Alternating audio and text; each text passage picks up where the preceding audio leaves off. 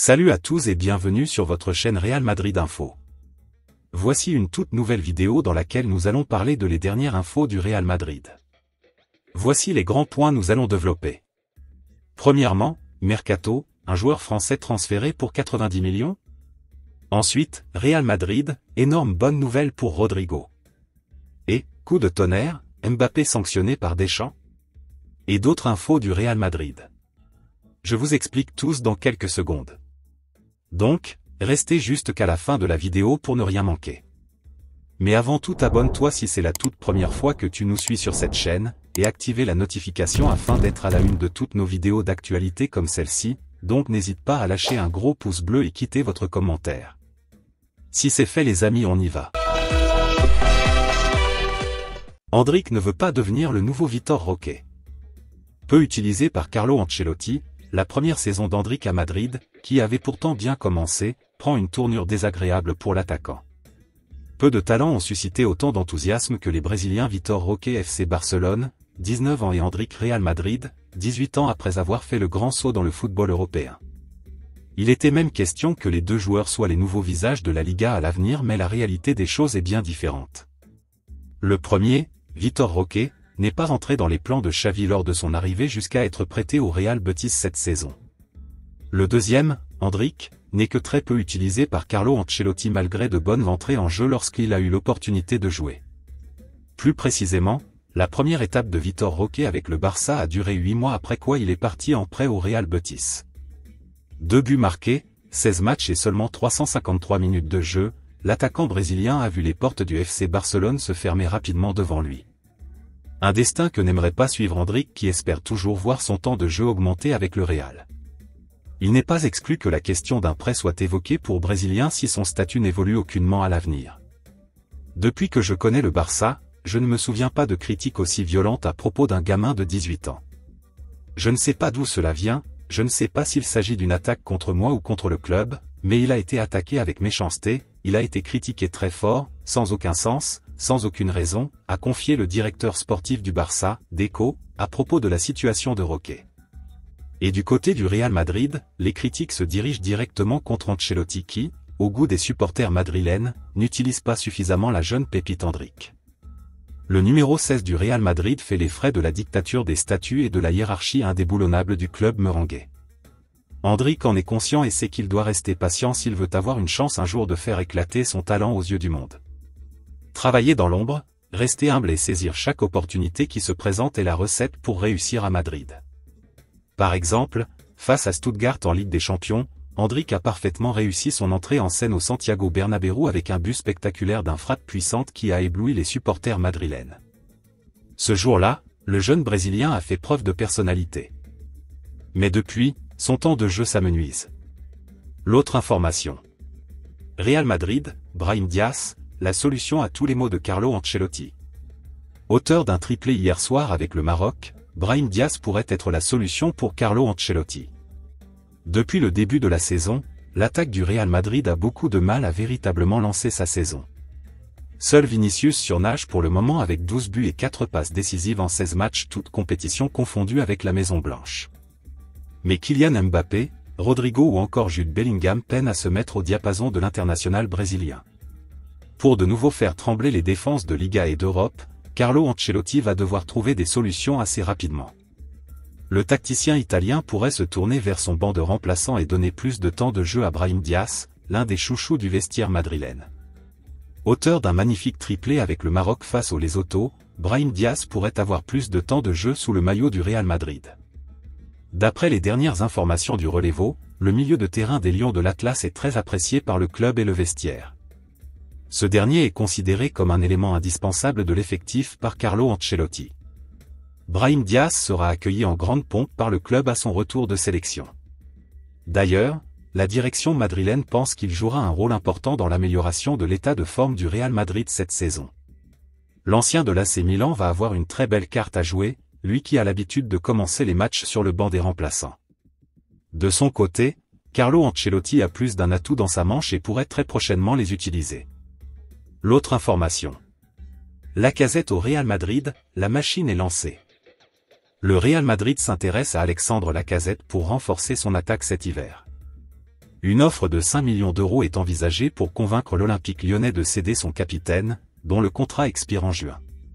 Le Real Madrid, confronté à des difficultés offensives malgré un effectif impressionnant, pourrait frapper un grand coup lors du prochain mercato hivernal. Selon Fichage, les Merengues envisagent de recruter Alexandre Lacazette, le capitaine de l'Olympique lyonnais, pour renforcer leur ligne d'attaque. Avec un contrat qui expire en juin prochain et une situation financière délicate à Lyon, l'attaquant français serait disponible pour un transfert cet hiver. Alors que Lyon est sous pression financière, une offre de 5 millions d'euros est envisagée par le Real Madrid. Lacazette, 33 ans, pourrait apporter une solution immédiate en tant que super sub de qualité, ajoutant de l'expérience et une capacité à marquer lors des moments décisifs. Bien que le Real Madrid compte déjà sur des stars comme Mbappé, Bellingham et Rodrigo, l'absence d'un pur numéro 9 dans l'effectif pousse Carlo Ancelotti à chercher une alternative crédible pour renforcer la compétitivité du groupe. L'autre information. Real, Valverde ne s'inquiète pas. Valverde n'a jamais vécu ça. Le milieu de terrain du Real Madrid, Federico Valverde a évoqué les difficultés que traverse son club depuis quelques semaines.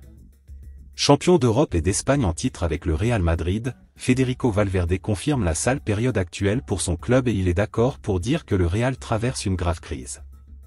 Nous avons fait 0-4 au Bernabéu il y a quelques années et nous avons fini par gagner la Ligue des Champions et la Liga. Ce qui compte finalement durant votre année, c'est si vous avez gagné des titres et non si vous n'avez pas gagné certains matchs. Il y a encore beaucoup de compétitions, beaucoup de choses à faire. Nous sommes une équipe qui a cette rébellion pour changer la situation et avancer. L'histoire de ce club, c'est de ne jamais baisser les bras, il faut se battre jusqu'au bout. Nous devons être les premiers à nous battre à fond à l'entraînement et à montrer aux gens que nous voulons tout gagner cette année. C'est la seule façon de continuer à s'améliorer et à croître. A expliqué le milieu de terrain uruguayen lors d'un entretien accordé à Movistar. Il est ensuite revenu sur le Classico perdu face au Barça le 27 octobre dernier. Le niveau de football que nous avons n'est pas le meilleur ou celui que nous pensions pouvoir avoir. Cela fait mal de perdre contre un rival direct le Barça, et avec lequel vous risquez votre fierté et votre honneur dans l'un des matchs les plus regardés au monde. Cela fait très mal et cela vous donne beaucoup d'impuissance de ne pas marquer les 3 points sur votre terrain. Mais il faut aussi reconnaître quand l'un joue un jeu inférieur à l'autre et je pense que Barcelone a joué un très bon match, surtout en seconde période. La première mi-temps était très équilibrée, mais le but a tout changé. Ils jouent très bien, ils ont su gérer quand ils étaient devant et c'est tout. Ils ont fait du bon travail au Bernabéu. Les Merengues espèrent en faire de même au retour. L'autre information. Mercato, un joueur français transféré pour 90 millions ? À la recherche d'un défenseur central, le Real Madrid a coché plusieurs noms sur sa liste, notamment celui de Castello Luqueba. L'international français a récemment prolongé son contrat jusqu'en juin 2029 avec le RB Leipzig, qui a inclus une clause libératoire à hauteur de 90 millions d'euros, active à partir de l'été 2025. Avec le départ de Nacho, ajouté à la blessure d'Eder Militao, le recrutement d'un défenseur central fait office de priorité pour le Real Madrid. Reste à savoir si la Casablanca compte passer à l'action dès le mois de janvier ou attendra 2025 avant de renforcer son secteur offensif. Plusieurs défenseurs ont été annoncés dans le viseur du Real Madrid, notamment Aymeric Laporte 30 ans, Al Nasser ou Jonathan Tah 28 ans, Bayer Leverkusen, mais également Castello Luqueba. Arrivé en août 2023 en provenance de l'Olympique lyonnais, l'international français une sélection a récemment prolongé son contrat jusqu'en juin 2029 avec le RB Leipzig. Comme indiqué par Fabrizio Romano, le nouvel bail du défenseur âgé de 21 ans contient une clause libératoire de 90 millions d'euros, active à partir de l'été 2025 et qui variait d'une saison à l'autre. Le journaliste confirme que le Real Madrid fait bien partie des clubs intéressés par Castello Luqueba, alors que plusieurs formations de Premier League suivent également son évolution. L'autre information. Real Madrid, énorme bonne nouvelle pour Rodrigo. Blessé depuis le match face à Osasuna, Rodrigo a enregistré une magnifique nouvelle ce lundi. Sorti en larmes après sa rechute face à Osasuna, le sort s'est acharné sur Rodrigo.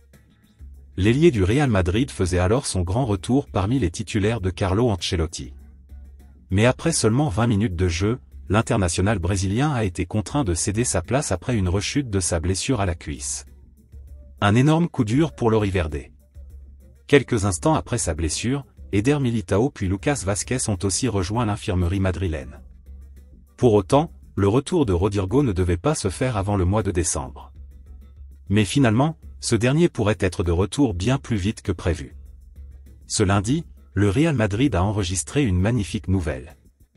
À peine 10 jours après sa dernière blessure, Rodrygo était déjà de retour à l'entraînement balle au pied ce lundi. L'ailier madrilène pourrait être de retour bien plus rapidement que prévu, annonce le Marca. Ce serait de très bon augure pour Carlo Ancelotti qui doit faire face à de très nombreux blessés, et ce, depuis le début de la saison. Sera-t-il apte pour tenir sa place face à Liverpool en Ligue des Champions?